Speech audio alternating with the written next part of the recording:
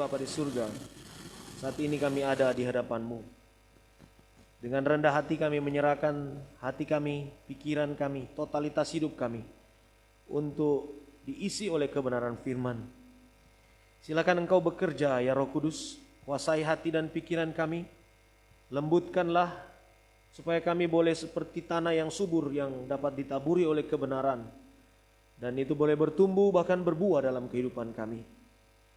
Hamba-Mu yang sederhana ini kiranya Tuhan pakai, sehingga apa yang hamba sampaikan itu sesuai dengan apa yang Tuhan mau saja. Ini doa kami Bapa, di dalam nama Yesus Kristus kami berdoa dan berserah. Haleluya, amin.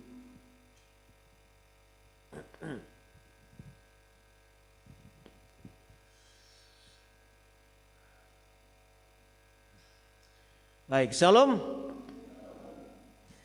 Bapak Ibu Saudaraku yang dikasihi Tuhan, kita tidak terasa kita sudah memasuki ber ya, bulan yang mendekati akhir tahun. Dan tentu saja kalau kita berhenti sejenak dan melihat ke belakang apa yang sudah kita lalui, sesungguhnya kita akan menyadari bahwa ternyata aku ini adalah orang yang diberkati oleh Allah. Amin. Gitu ya. Namun kadang-kadang ada persoalan. Dalam pengiringan kita dengan Tuhan, kadangkala bukannya kita tidak memperoleh berkat, bukan. Tetapi kita kadangkala kesulitan atau bahkan tidak sanggup untuk menikmatinya. Gitu. Nah, jadi begini, pengiringan kita kepada Tuhan sebagai gembala agung dan pengenalan kita akan dirinya itu memungkinkan kita bukan hanya memperoleh berkat sebagai domba yang dipimpin, yang dituntun oleh Sang Gembala Agung, tetapi lebih dari itu kita dapat menikmati segala berkat yang disediakan oleh Sang Gembala itu. Nah, kenapa kita tidak bisa menikmati berkat-berkat itu? Karena persoalannya adalah pengenalan akan Tuhan itu sendiri sebagai gembala. Kita kan banyak kali salah kaprah tentang dirinya. Kita banyak kali salah paham.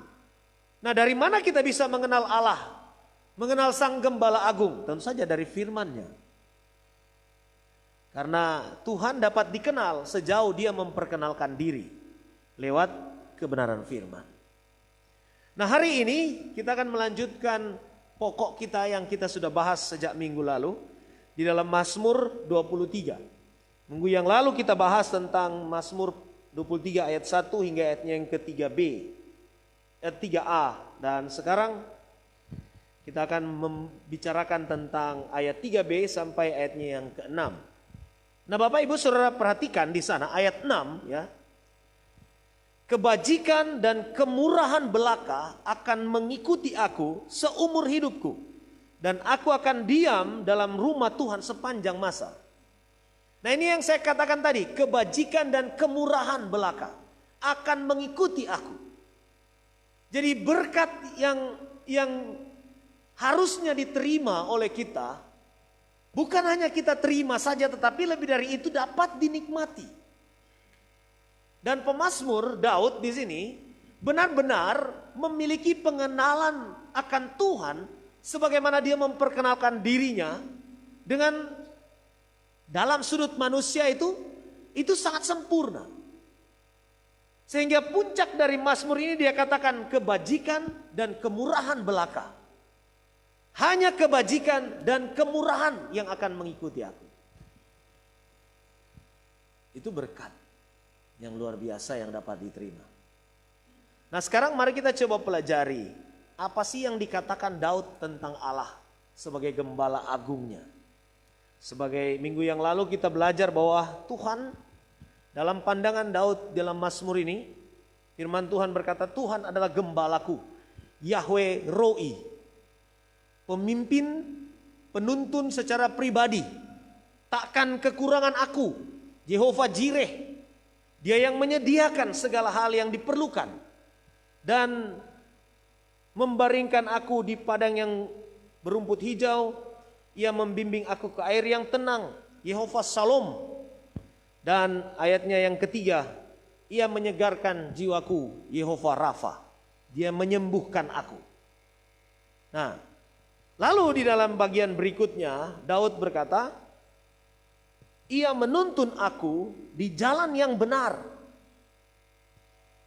Ketika Tuhan menjadi gembala kita, Dia adalah Allah kebenaran, Dia yang tidak pernah melenceng, dan Dia selalu tepat janji, dan tentu saja Dia tidak berdosa. Itu pasti akan menuntun domba-dombanya ke jalan kebenaran itu. Kalau kita coba mempelajari nama apa yang terkandung di dalam pemahaman Daud dari kalimat ia menuntun aku di jalan yang benar. Nah, rupanya ini dari nama Yahweh Sitkenu. Dari kata sadik. Jadi pada waktu Yehuda dibebaskan ya, kalau kita coba mempelajari Yeremia 33 ayat 16, firman Tuhan menegaskan bahwa pada waktu itu Yehuda akan dibebaskan dan Yerusalem akan hidup dengan tentram, dan dengan nama inilah mereka akan dipanggil, Tuhan keadilan kita atau kebenaran kita. Nah, ini adalah nama yang dengannya Mesias dikenal. Yahweh Sitkenu, artinya Tuhan keadilan kita. Kita bisa melihat di dalam Yeremia 23 ayat 6. Yeremia 33 ayat 16 tadi saya sudah bacakan teksnya. Nah, begini Bapak Ibu. Yeremia itu ditulis sebelum masa pembuangan dan sampai Yehuda diserang. Raja terakhir Yehuda, waktu Yehuda diserang itu pada tahun 586 itu namanya Sedekia. Apa arti Sedekia? Sedekia adalah Yahweh adalah kebenaran, Tuhan adalah keadilan atau kebenaran. Tetapi rupanya kelakuan Sedekia tidak sesuai dengan namanya. Dia yang namanya Tuhan keadilan tidak berbuat adil, dia yang namanya Tuhan kebenaran tidak berbuat benar. Dan itu membuat murka Tuhan memuncak kepada Yehuda, sehingga dia mengutus Babel untuk menyerang mereka dan membawa mereka ke pembuangan. Efek dari orang-orang yang tidak mengikuti tuntunan sang gembala agung. Jadi seharusnya kalau dia ingin menjadi raja yang benar, raja yang adil, dia harus ikuti gembala yang adil itu. Karena kalau Sedekia ini ikut kepada Yahweh sebagai gembalanya, maka dia akan berjalan di jalan yang benar dan dia tidak akan berakhir dengan malapetaka. Daud telah menunjukkannya sebenarnya. Daud mengiring Tuhan dan Tuhan membawa dia ke jalan yang benar. Lihat saja, pada waktu dia jatuh dalam dosa, datang Nabi Nathan menegurnya. Dia bukannya marah kepada Nabi Nathan atau kemudian membenci Nabi Nathan, tidak. Tetapi dia tersungkur mengakui segala kesalahan dan dosa dan menerima segala konsekuensinya. Ini yang dilakukan Daud. Kenapa? Karena dia tahu persis bahwa gembala yang baik itu akan menuntunnya ke jalan yang benar, ke jalan yang adil. Karena namanya memang Yehova Sitkenu. Namanya adalah Tuhan keadilan kita. The Lord our righteousness. Nah, Bapak Ibu Saudaraku yang dikasih Tuhan, banyak kali kita berpikir bahwa kalau hasilnya baik, tentulah pasti caranya benar. Belum tentu. Kadang-kala orang tidak peduli dengan cara untuk memperoleh sesuatu, yang penting hasilnya dapat. Caranya salah pun tidak masalah. Oh, kalau kita mengiring Tuhan, Yahweh kebenaran kita, tidak akan ada kompromi dalam hal seperti ini. Hal yang baik, hal yang benar harus dicapai dengan cara yang benar. Suatu hari ada seorang ibu bersaksi tentang anaknya di luar negeri. Lalu dia bilang begini, wah puji Tuhan ya, anak saya sudah 15 tahun di Amerika. Oh, syukur. Luar biasa itu. Ya, puji Tuhanlah. Meskipun memang dia waktu pergi ke sana, dia hanya membawa visa turis. Kaget. Kaget saya. Loh, terus gimana dia? Ya masih di sana. Terus dia kerja di sana? Ya, dia kerja. Bekerja di semacam perusahaan begitu, sebagai buruh di sana. Terus ya sampai sekarang masih ada di sana dengan visa turis. Ya, wah ini tidak benar ini. Visa turis yang tidak yang dibawa ke luar negeri atau ke Amerika lalu dipakai bekerja, itu tidak betul. Itu melanggar undang-undang di sana. Kalau ketemu dengan petugas pasti akan ditangkap dan dideportasi. Ada teman saya di Australia juga begitu. Dia berangkat dengan visa yang tidak boleh bekerja, tetapi dia bekerja. Lalu dia ditangkap oleh imigrasi, diinapkan di Hotel Prodeo dulu beberapa malam, lalu dikirim pulang ke Indonesia. Padahal dia bilang, saya di sana bekerja di gereja. Maksudnya dia main musik di gereja, pelayanan gitu. Nah, Bapak Ibu Saudaraku yang dikasihi Tuhan, hal-hal seperti ini tidak ada dalam kamus Yahweh Sidkenu. Untuk memberkati orang percaya, dia harus membawa orang percaya ini ke jalan yang benar. Dia tidak akan mengkompromikan yang penting yang dapat. Enggak ada yang seperti itu. Jadi seandainya Tuhan ingin memberkati kita dengan sebuah proyek misalnya, dia menuntut kita untuk melaksanakan segala sesuatu di dalam proyek itu sesuai dengan kebenarannya, dengan caranya.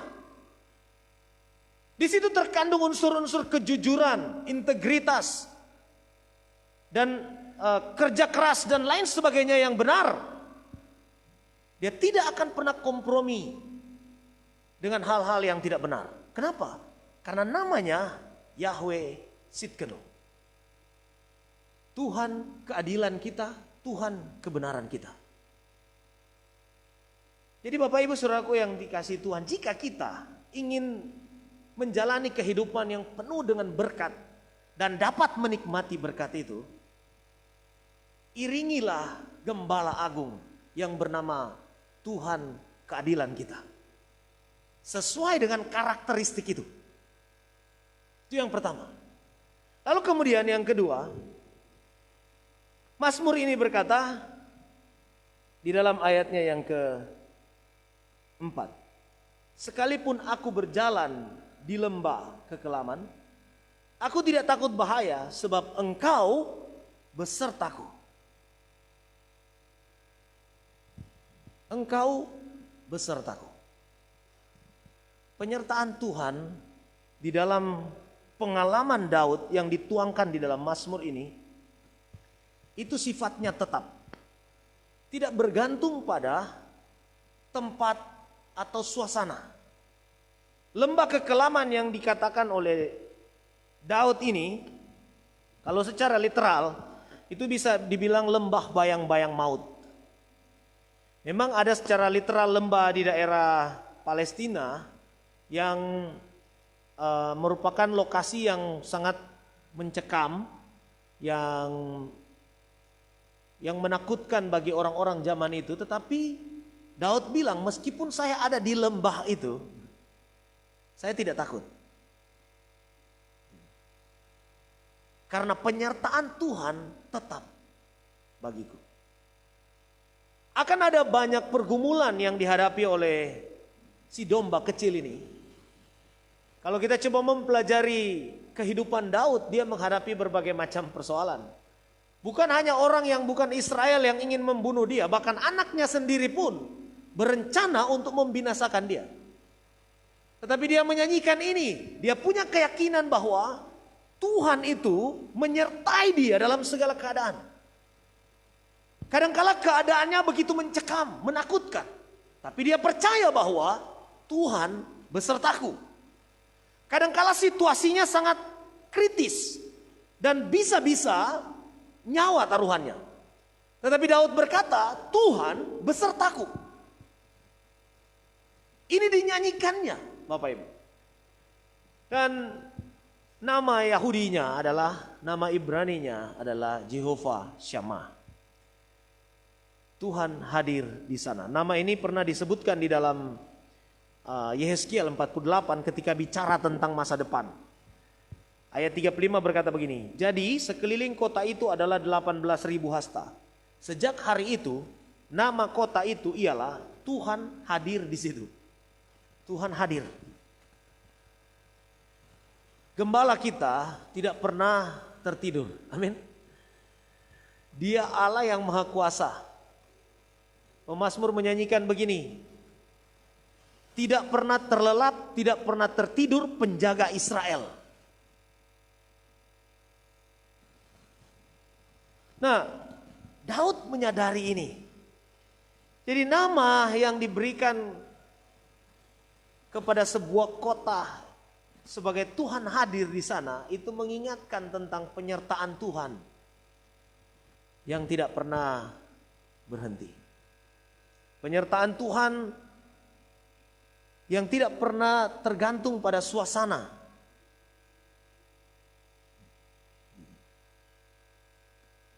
Jadi ada sebuah kisah pada zaman kerusuhan dulu ya. Ada satu keluarga, dia punya 2 anak, laki-laki, dua-duanya. Lalu kemudian daerah mereka diserang, di daerah sini ya, diserang. Lalu pada waktu dengar sudah terjadi penyerangan itu, anaknya yang tertua, anaknya yang pertama, langsung menghilang berkilo-kilometer jauh di depan sana. Padahal dia anak yang tertua. Jadi mamanya yang sudah agak tua itu tinggal berjalan sendiri tertati-tati di pegunungan. Dibantu oleh anaknya yang kedua yang waktu itu belum terlalu besar. Nah, ini bisa dimaklumi kenapa? Karena memang meskipun anaknya itu adalah anak yang tertua dan laki-laki, dia manusia yang punya rasa takut, punya rasa gentar, dan bisa saja panik. Sehingga dia tidak bisa menjaga atau menyertai dalam keadaan-keadaan tertentu. Demikian pula dengan manusia kebanyakan. Yang seringkali kebersamaan kita terhadap seseorang atau penyertaan kita terhadap seseorang itu tergantung pada situasi. Bisa saja ketika suasananya kacau, kita tidak lagi dengan orang itu. Bisa saja kita berkata, saya akan jaga kamu. Tapi setelah terjadi sesuatu, kita lari duluan. Pernahkah Bapak Ibu Saudara berteman atau berjalan ke sebuah tempat yang seram, misalnya di malam-malam, lalu kemudian di kuburan ya, lalu bersama dengan orang yang penakut? Pasti begini kejadiannya, kita awalnya berani, tapi karena teman kita penakut, kita juga akan takut. Betul enggak? Misalnya kita sudah dekat kuburan, tadinya kita berani, enggak apa-apa, tapi teman kita itu gemetar luar biasa, dan seperti ada yang dia lihat di kiri kanan yang menakutkan. Pasti kita juga akan ikut takut. Kenapa? Karena kita salah bawa teman. Teman kita yang kita bawa adalah teman yang penakut. Tapi sebaliknya, jika kita tahu orang ini pemberani, meskipun kita takut, kita akan menjadi berani karena dia. Nah, pemahaman kita tentang Tuhan yang penyertaannya tetap tidak bergantung pada suasana. Mau suasana yang berbahaya apapun, dia tetap ada bersama dengan kita. Kita akan menjadi berani dan kuat bersama dengan dia. Amin. Karena keyakinan bahwa Yahweh Shammah, Tuhan hadir di sana. Tuhan besertaku. Lihat apa yang dikatakan Daud. Sekalipun aku berjalan dalam lembah kekelaman, aku tidak takut bahaya. Kenapa? Karena dia tahu Engkau Tuhan besertaku. Dan penyertaan-Mu ya Tuhan tidak pernah berubah karena situasi. Tidak pernah.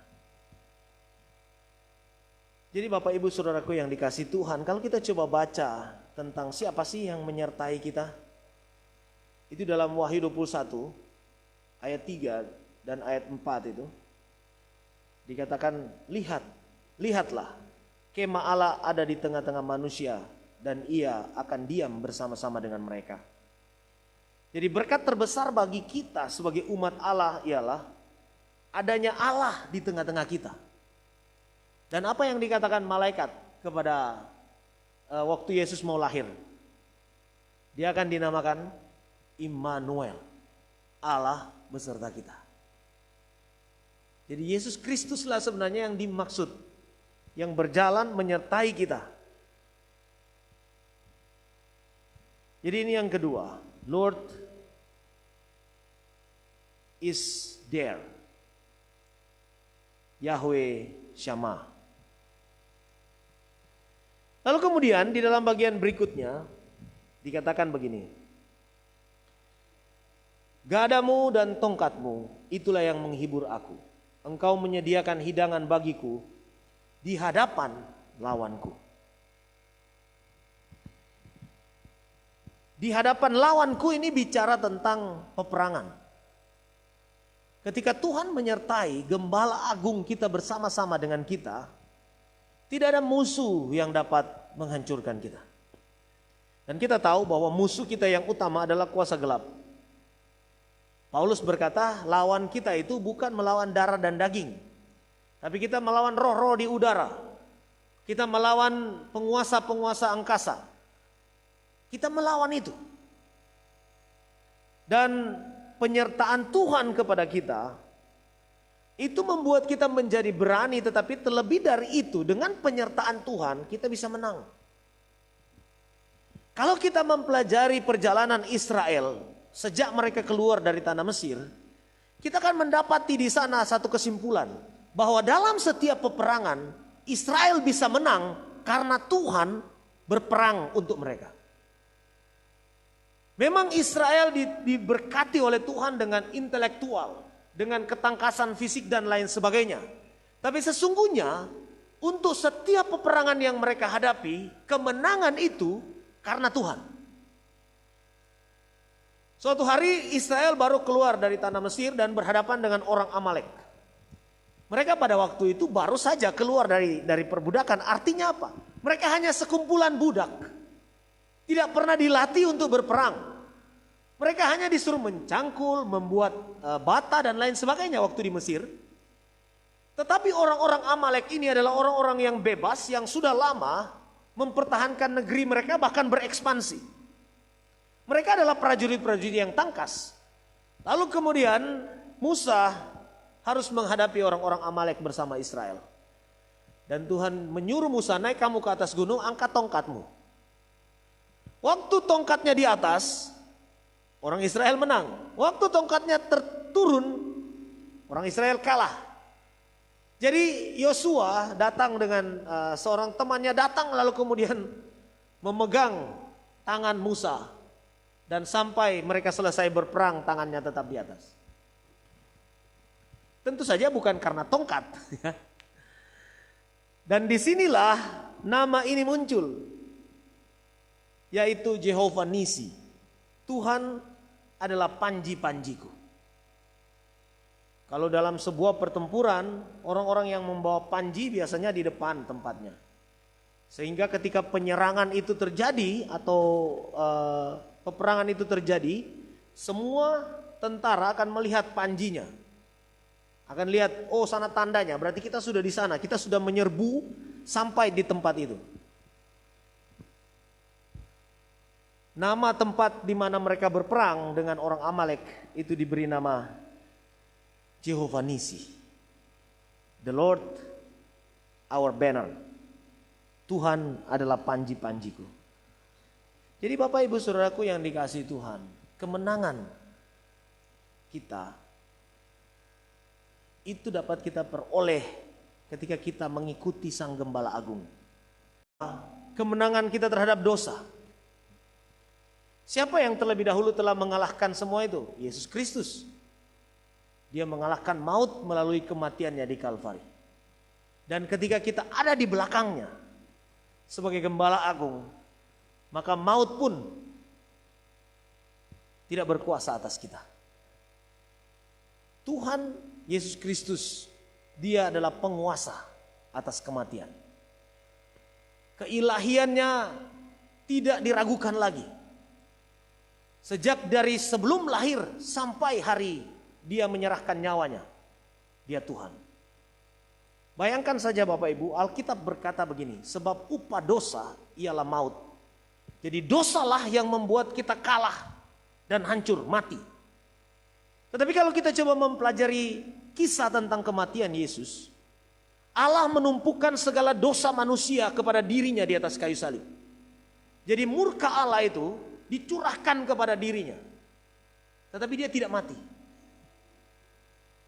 Jadi kalau kita meragukan keilahian Yesus, ada yang berpikir bahwa Yesus bukan Tuhan. Waduh, baca Alkitab baik-baik.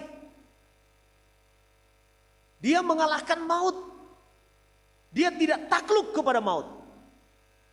Jadi kematian Yesus bukan karena Dia ditikam, bukan karena Dia ditinju, bukan karena Dia dicabik-cabik punggungnya, bukan karena Dia digantung di atas kayu salib, bukan pula bahkan karena dosa-dosa yang ditumpukan kepada Dia. Jadi waktu dosa ditumpukan kepada Kristus, disitulah penderitaan yang luar biasa yang Dia alami. Tapi Dia tidak mati. Padahal Alkitab bilang upah dosa ialah maut. Dosa semua manusia di segala zaman dan di seluruh dunia ini ditumpukan kepada Yesus. Dosa saya, dosa Bapak Ibu Saudara ditumpukan kepada Dia dan Dia tidak mati hari itu. Pada waktu ditumpukan semua itu kepadanya. Kapan Dia mati? Ketika Dia menyerahkan nyawanya. Dia berkata sudah selesai, lalu menyerahkan nyawanya. Ini salah satu argumentasi tentang keilahian Kristus. Kehebatan Kristus seperti apa. Dan Dia inilah yang berdiri di depan kita. Maju menghadapi segala macam tantangan. Berperang melawan kegelapan. Berperang melawan dosa. Ketika kita lemah. Ketika kita rasa-rasanya mau hancur karena dosa. Iringilah Dia dengan benar. Kenalilah Dia. Bahwa Dia adalah Jehovah Nisi. Ketika kita sedang dalam pergumulan yang seolah-olah akan menghabisi kita segera, iringi Dia dengan benar. Pahami dirinya sebagai Jehovah Nisi. The Lord is our banner. Itulah sebabnya firman Tuhan berkata, jika Allah beserta kita, siapakah lawan kita? Takut memang kadang-kadang adalah reaksi wajar ketika ada sesuatu atau suasana yang mencekam. Tapi ketakutan itu bisa hilang sirna jika kita tahu persis bahwa kita mengiringi gembala Sang Jehovah Nisi itu. Amin. Lalu yang keempat dikatakan begini. Ia mengurapi kepalaku dengan minyak. Pialaku penuh melimpah. Mengurapi kepala ini biasanya dilakukan kepada 3 jabatan. Imam, raja, dan nabi. Bagi Daud tentu ketika dia diurapi sebagai raja. Tetapi pengurapan ini juga dilakukan kepada para imam. Pengurapan ini pernah dilakukan dan selalu dilakukan ketika orang Israel ingin mentahbiskan imam-imam. Dalam Imamat 20 ayatnya yang ke-8 dikatakan begini. Demikianlah kamu harus berpegang pada ketetapanku dan melakukannya. Akulah Tuhan yang menguduskan. Jadi apa tujuan pengurapan? Tujuan pengurapan bisa jadi pengudusan atau persiapan atau mempersembahkan atau juga pemisahan, set apart. Jadi pengudusan Allah kepada Daud, kepada orang-orang tertentu yang dipakainya, itu bertujuan untuk mengkhususkan orang-orang ini untuk menjadi alat di tangannya. Ini dari nama Yahweh Mekadesh Kem. Tuhan menguduskan. Nah, Bapak Ibu Saudaraku yang dikasihi Tuhan, orang Kristen, orang percaya kepada Kristus, itu dikuduskan oleh darah Kristus. Sebenarnya kita adalah orang berdosa sama dengan orang-orang yang lain.